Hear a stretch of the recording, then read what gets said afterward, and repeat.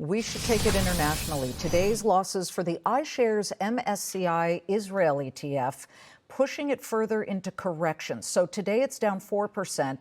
But if you look at where it has fallen since the all-time high of $84, it had just notched less than 2 months ago. It's now down more than 15%.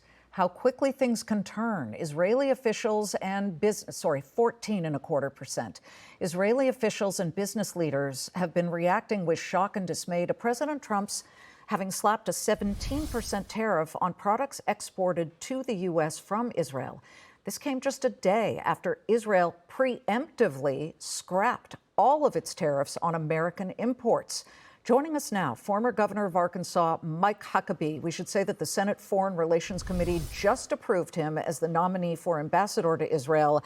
That vote now goes to the full Senate chamber. We will wait and watch to see what happens there, Governor. But in the meantime, what are you hearing from the Israelis? I would imagine they thought that by preemptively dropping all of their tariffs on U.S. imports to that country, they might somehow escape. They did not. Well, I think all of this is going to shake out in the next several days. First of all, President Trump is doing exactly what he promised everyone he was going to do. He was going to be a disruptive president, and he's bringing a level of disruption. But it's also a level of trying to say to the whole world that America is no longer going to subsidize all the countries around the globe and receive tariffs and pay more and end up losing a lot of American jobs. So it's a course correction that is being undergone right now, and quite frankly, there's going to be pain with it. But it, in the long run, is going to be like having surgery. Nobody likes it. Nobody likes the pain of it. But when it's all over, hopefully you're in much better shape from having had the surgery. And that's what I think we're watching right now. Well, I guess they're still feeling the bleeding and the pain, though. I would tell you that Ron Tomer, president of the Manufacturers Association of Israel, on local radio said Thursday that they're pretty shocked here. The step by, quote, Israel's close ally felt like abandonment by a friend. Does it make sense to tariff Israel at such a sensitive time when they actually tried to make this big move ahead of the big announcement of so-called Liberation Day? Well, there's no one that is a greater ally to the U.S. than Israel. I think you're not going to see any disruption in that relationship. Mm-hmm. And it's going to be that there'll be negotiations, there'll be reasons to have the discussions to bring resolve to this. But the good news ultimately is that when this is all settled and the dust has come, and yes, I know there's some shock and there's some, just anxiety about all of it, but there is a reset going on across the world. And I think President Trump is doing what he promised he would do. You know, business as usual has led this country to a massive debt that we can't pay off. It's led to massive wage reduction, loss of jobs, outshoring jobs. So what the president is doing is what he promised, America first.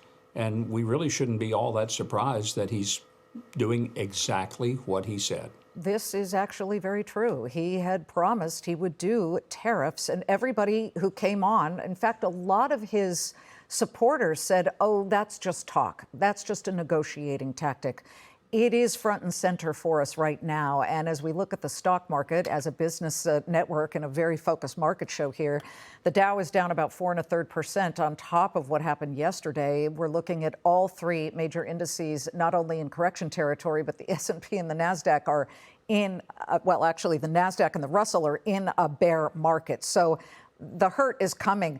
I know you can't speak for the administration right now when it comes to Israel because you are not officially confirmed as the ambassador to Israel. But that said, the Hamas terrorists are still refusing right now to respond at all to things that Israel is trying to put out there to try and get the hostages that are still left there, both alive and now deceased, back to Israel. How do you think this ends? And President Trump has said that there will hell to pay if we don't get those hostages back. Well, the same president that said there were going to be tariffs is the same president that told Hamas they're not going to have any future in Gaza. They need to get used to it and understand this is not a president who says things with emptiness. He says it with an absolute resolve. And what the Hamas terrorists did, funded by the Iranians, in massacring innocent civilians in the most vicious way possible deserves only one thing, and that is their ultimate elimination. So if they think they're going to hang on and hold on and one day rule Gaza again, they need to get over it, find a place to escape to, let those hostages go who have been held ridiculously long, tortured, and end this. They can end it. They started it. They're the only ones who can actually bring an end to it, and they should have done it before, but it's more than past time for them to do it right now.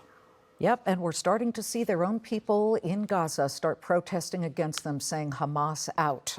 Very interesting developments. Governor, we will continue to watch the vote for your approval for ambassadorship to Israel. Thank you so much.